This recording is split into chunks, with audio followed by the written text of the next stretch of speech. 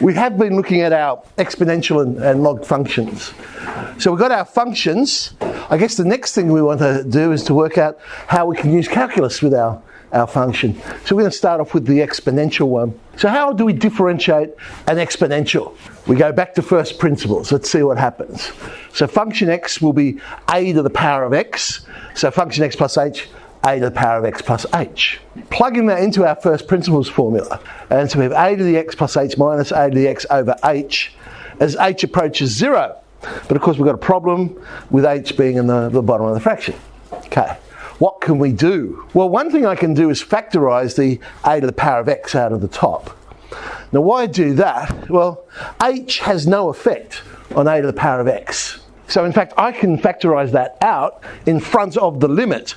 Really all we're interested in is the limit as a to the power of h minus 1 over h. Now we've still got a problem, but now we can do something a little bit clever.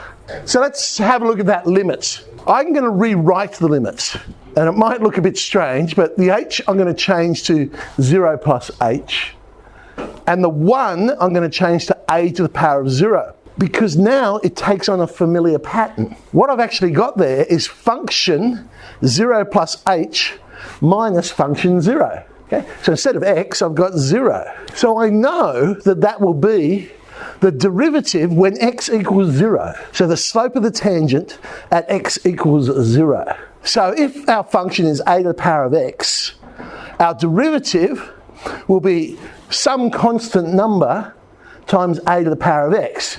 And that constant will be the slope of the tangent at the y-axis, or when x equals 0. Later on we'll find a neater way of doing this, but at this stage that's what we've got to work with. So now I'm going to introduce an irrational number, Euler's number, E. It's another irrational number. It's just like pi, it goes on forever and ever and ever, and it never repeats. And that's the actual formula for E. It's the limit as n approaches infinity of 1 plus 1 on n all to the power of n.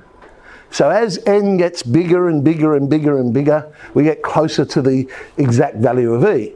But of course we can't get to infinity, and that's why we don't know the exact value, hence why it's an irrational number.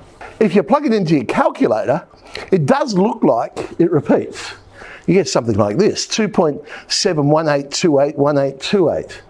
Well, that's just because of the limitation of the screen of your calculator. If you had more digits, so maybe if you did it on a spreadsheet or something where you could get more decimal places, you'll find that it breaks out of that pattern. So it looks like it's repeating, but it isn't actually. What's so important about this? The exponential function base e, so e to the power of x, turns out to have a slope of 1 at x equals 0. So that multiple is 1. So in other words, the exponential that we're going to differentiate, if it was e to the power of x, well, I'm saying that f dash 0 is equal to 1. The slope of the tangent at 0 is 1, so our derivative is also e to the power of x. So what it means is, for base e, this lovely number, this irrational number, the slope is always equal to, well, it's the y value, or another way of saying that, I suppose, is the height of the curve above the x-axis.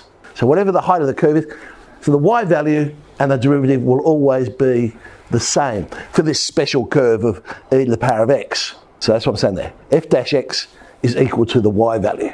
All right, so let's just do some examples. If we had to find what e cubed is, again, there's a lovely e button on the calculator to help us do that. So we can plug that in to 3 decimal places. It will come out to be 20.086. If we had to draw our exponential curve, so much like we were doing with the other exponentials, it's no different. My basic curve is going to be e to the power of x. So there's that. Now what have I done to it? You'll notice the negative sign grouped with the x. So that's when we reflect in the y-axis. Or in other words, there it is, e to the power of minus x. So it's the backwards exponential.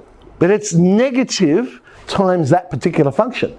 So that's when we reflect it in the x-axis. So I'm going to flip this one upside down. But there's one last thing to be done. We've also shifted it up 5 units. So let's do that. So there's the graph of 5 minus e to the power of minus x. And that's where I'm going to pause for now.